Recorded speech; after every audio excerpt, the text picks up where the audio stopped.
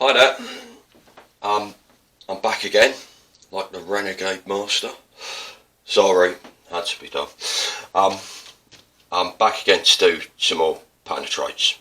These are something that these two here, from, I'm going to call them biprints at the moment. I don't know what to call them, but it's turning monoprinting into dual printing. You get two images out of it, so I'm calling it a biprint.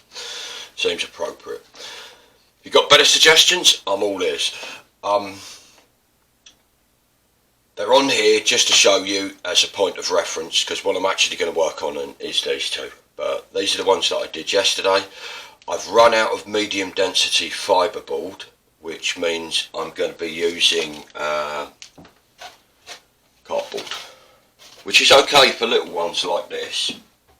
It's not so good for the bigger ones. It'll start to bend and flex, and I'm considering doing another biprint of the same line drawing portrait, and maybe comprising a Panotrait out of 4 of them. If I do that, it's definitely got to be on medium density fiberboard, because it's going to be over 1 metre in length, and then it really will start to arc on cardboard, so you can't do it like that. But these ones, so I'm going to move them because these are what I'm going to be working on today. Just want to make sure your lighting's okay. Yeah, I think you're seeing that all right. It's from the same sitter, a friend of mine called April, and I've cut them into sizes on the back. As you can see, they don't correspond. That's quite important to me. If you want yours to, you can. There's other ways of working it out where you can recomprise them back together if they are corresponding to each other. But obviously, this sort of lends itself to an elongation kind of thing, which you get in the Panotrait. One thing I wanted to say, that when I do the larger ones, the register is just like with standard printing. If you're using a standard printing press, the register is the size of the paper. So I don't really, because I established, if you watched the video yesterday, I used a rudimentary makeshift register on the gel plate itself. Because it's a larger gel plate, I just measured, I took a template from the edges of the paper, and that became my register. So these two images are registered to each other anyway, so I can just measure straight onto the back of them. Haven't done, obviously. It's different with this because I've used my 8 by 10 inch or 22 by 27, 26 centimetre gel plate to achieve them. I'm going to put them away now. And the reason that it's different is because I haven't used a rudimentary makeshift register for them. So what I do is, because the chances of you getting them on exactly on parallel planes, shall we say, pretty damn remote. I mean, best of luck to you. I hope you can do it. If you do it a few times, you're going to find that it's I mean, it doesn't matter, because what you can do is, if you've got a light box, then you can make life very easy for yourself by matching. You know, you won't be able to see through the paint, or I couldn't anyway with these.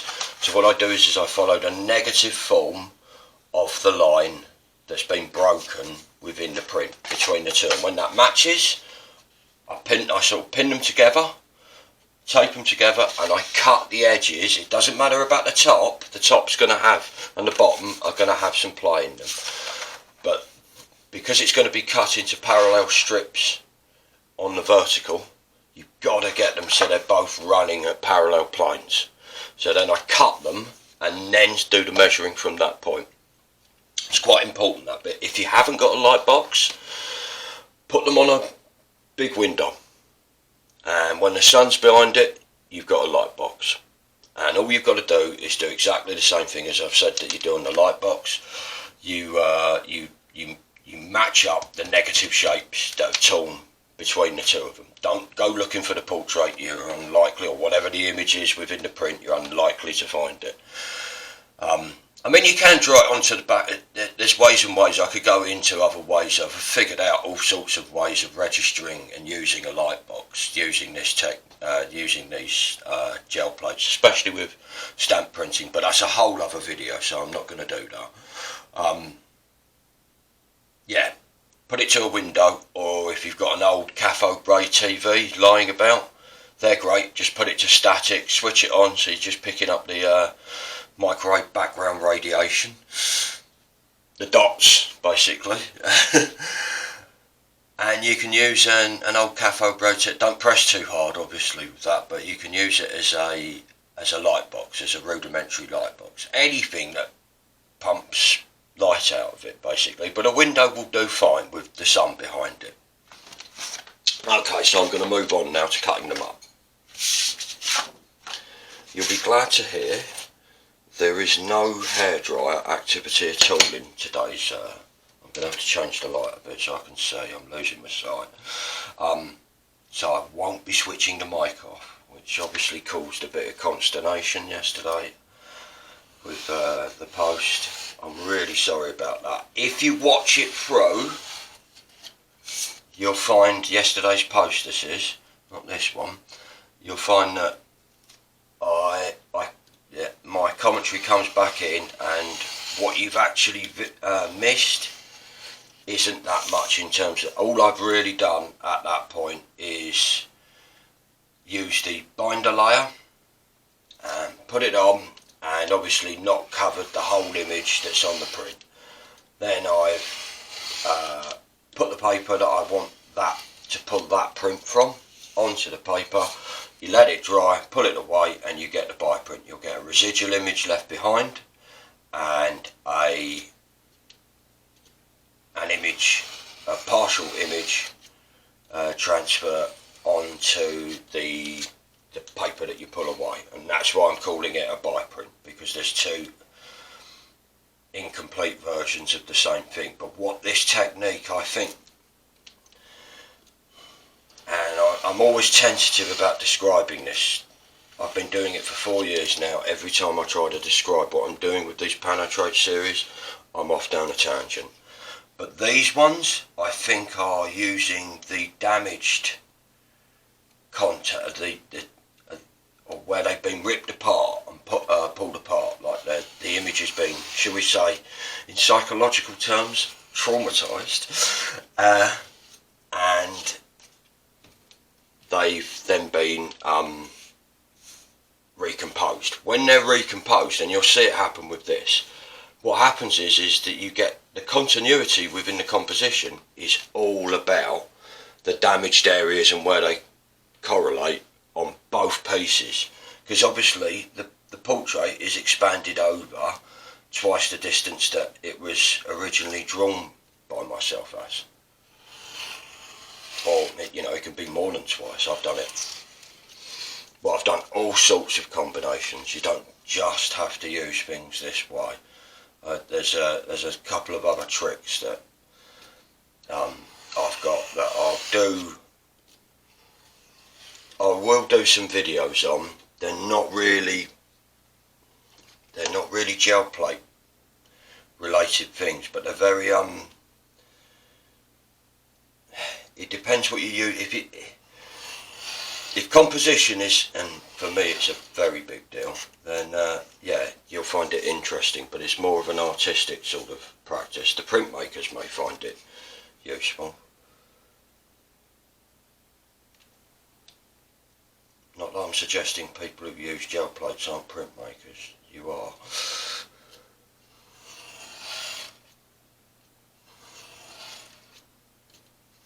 Forgot to number them, didn't I? So I've got to remember to keep them in order. It's not so difficult when you're doing a little one like this, but I would suggest don't make the same mistake that I've made here, and number and label them, especially if you do a combination of a few of them and you've got similar corresponding colours and marks. It's quite important to number and correspond. But this is only between two images, so it's quite obvious which one's which and which one isn't.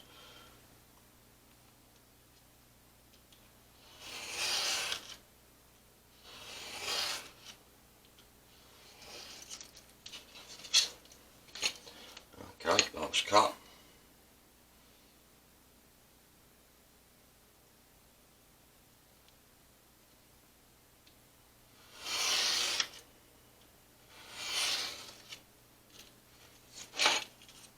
Right, so we'll do a quick turn them round one at a time. Right, so it's going to come from this side.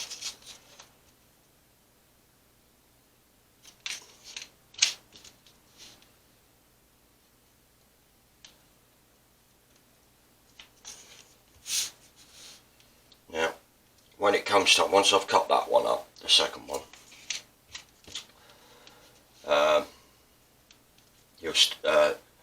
the big decision you're left with then is which one do you initiate things with. So you have to run them in some, but the reason I'm saying this is because you can see that the paper will, I'm just amusing myself at the similarity to what the paper's doing in mine now. It will bow.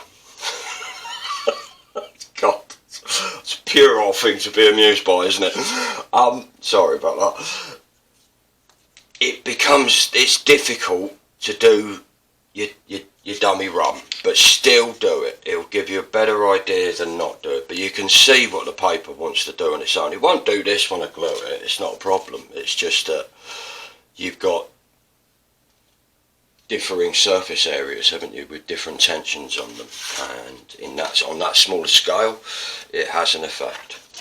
Plus cutting it is is a form of scoring it as well, and that obviously pulls the paper to the side which is cut upon. Okay, so there's that one.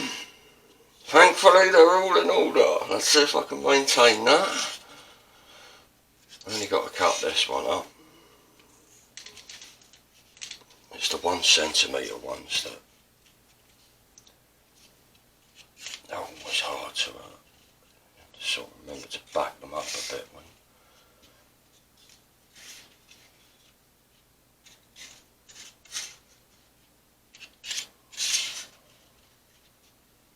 So yeah, I should be able to get all of this done within an hour, no problem.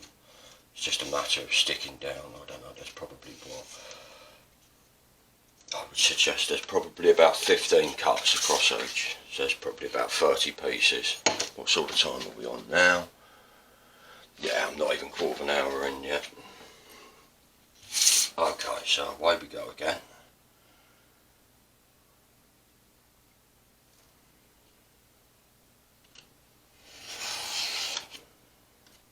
I'll film another one as and when I get the I did have it all filmed out, the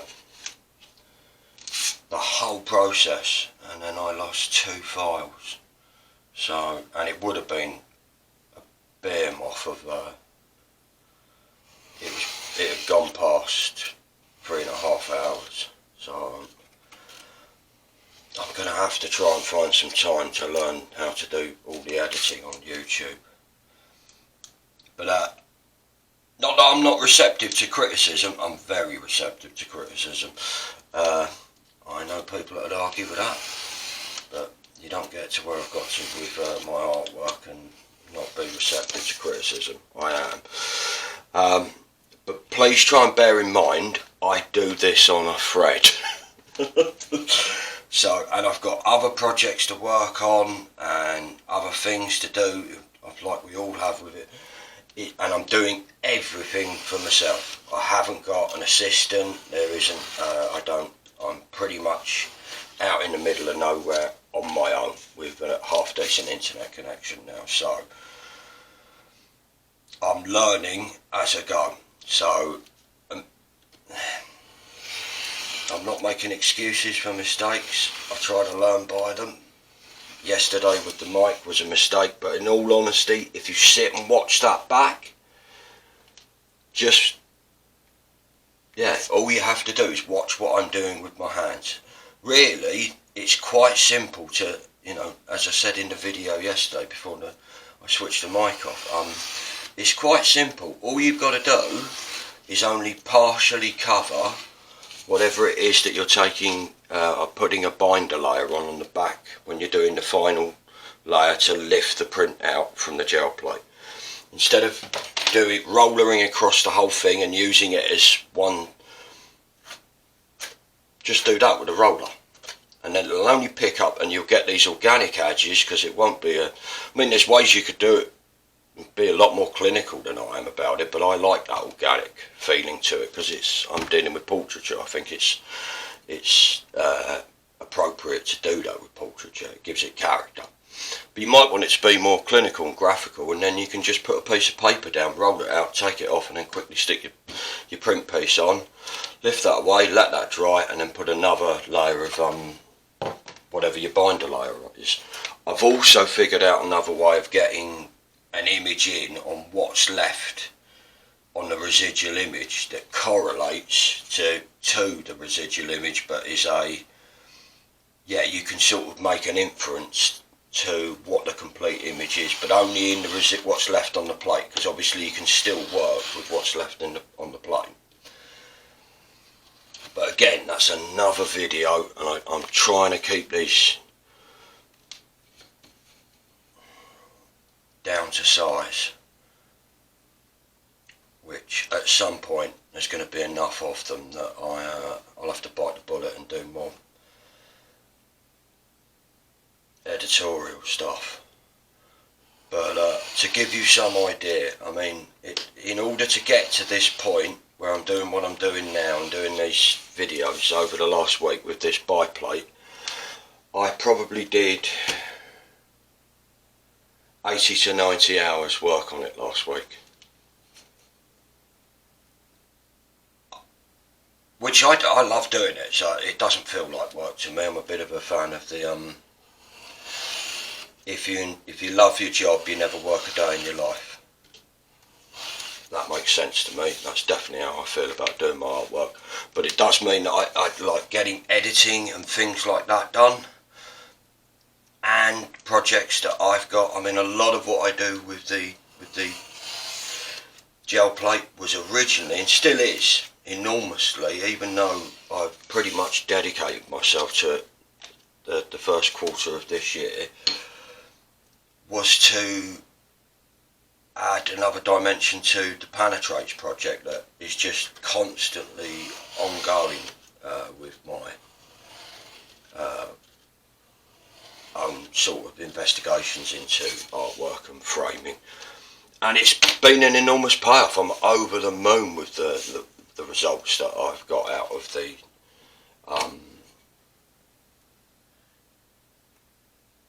the gel plate. They were worthy investments, the ones that I've got, and it's been great to meet a community that's using and been so receptive. But it means that my time is just, I was already doing 14-15 hour days with like a half-hour break in the middle of it.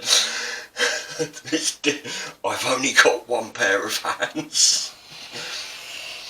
My head's capable of thinking, I think, for like probably another dozen pairs of hands, but unfortunately it doesn't have that. Right, that one goes there. That's the end one. No, it's not. See, pay attention, Josh. Right, these ones are not arcing up so much. I am going to suggest there's more paint on the paper, and that's made all the difference. That's helpful actually, because there is more information on there, and it's much more helpful when they stay at a reasonable size, reasonably flat. Babbling there a bit. Right, so we'll do a quick mock-up. I'll probably ditch one of these two end plates, that is. Take that off of that. Let's see where I taped it. Right, already I can see how the shapes fit each other.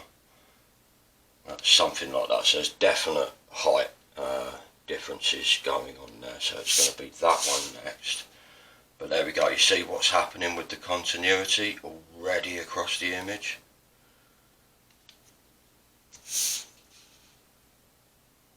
Just all you've really got to do is follow where the broken line is.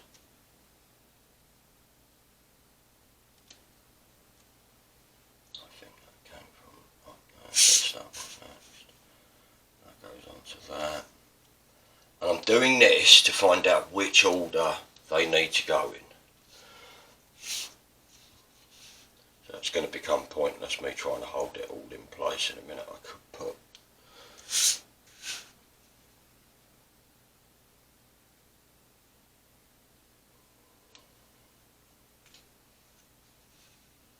so yeah, you've only really got, with two images comprised into one, you've only really got two options of the layout. So you've just got to remember which one you lead with, basically.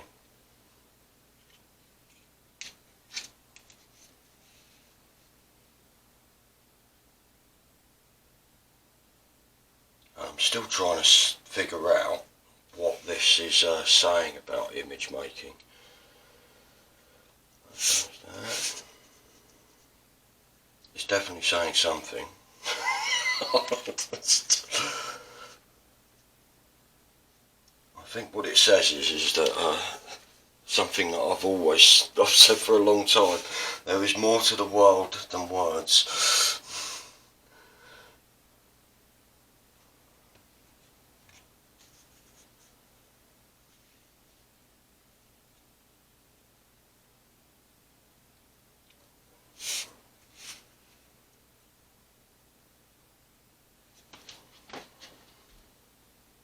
I mean, it's something that you could easily take this out of the flat substrate and do other things to it. I forget what it's called now. The technique in painting is that other people confuse what I'm doing here with these striped Panotraits as I forget what it's called now. It's named after a cloud. Can't remember what it is. But it's where they angle it. So when you look at different angles at the picture, the more oblique the angle, the more you see one side of the image, and then it's a bit like how a hologram works. Hologram works on very similar principles. If you look at a hologram on a flat surface, it's divided into sections like this. That's not actually what I'm doing here. Like the raised substrate makes no difference to me. Well, I mean, it's something that I could play with, because I could compound back it, because I can do this on a flat surface. Lenticular painting, that's what I'm thinking of. And lenticular painting, almost the same as this, except each one of the columns, the stripes, has got a raised platform that it's on at a different angle. So as you move around the picture, you see something very different, because the very thing that the image is placed upon isn't flat. That's not going to be the case here, and there's big ramifications because of that in the way that it plays out. Mine isn't substrate dependent, because I flattened it out in totality. And it means that I can play with all sorts of things like replication, and not that I'm saying you can't do that in lens. I'm no lenticular painting expert, but it's not flat.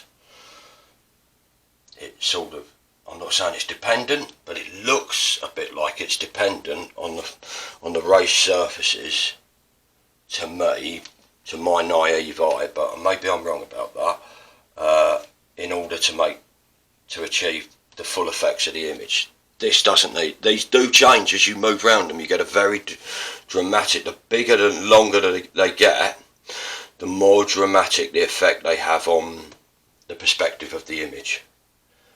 And it's very difficult for me to sort of convey what that is in words. The best thing to do is go and look at the Panotrait I posted yesterday on, what did I call it? I think I called it framed recall or recall framed. I can't remember, it's one of the two. And it's a post from, if you're watching this at another time period, which is quite plausible, from on my social media, it'll be from early mid-April 2022. So yeah, that's one way of doing it.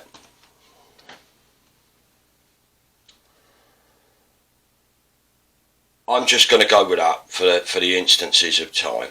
There is another way of doing it, but I'm quite happy to sacrifice an image just to give you the. I did this image for this demo, and I'm happy to play it out as is. So otherwise it'll take me another 10-15 minutes to do all that again, and you're just going to be watching the same thing but repeated back. If I was you, if you were doing it and you're not doing it on camera, I've done it one way, reverse it and start with that one and then reverse them all back the other way. But I'm just going to go with that. So we'll see if I can push them all up like this. This is a risky manoeuvre, isn't it?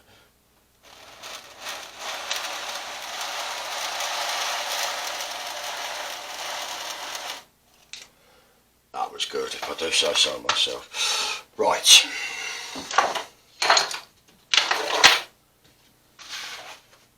Okay, a quick swig of coffee.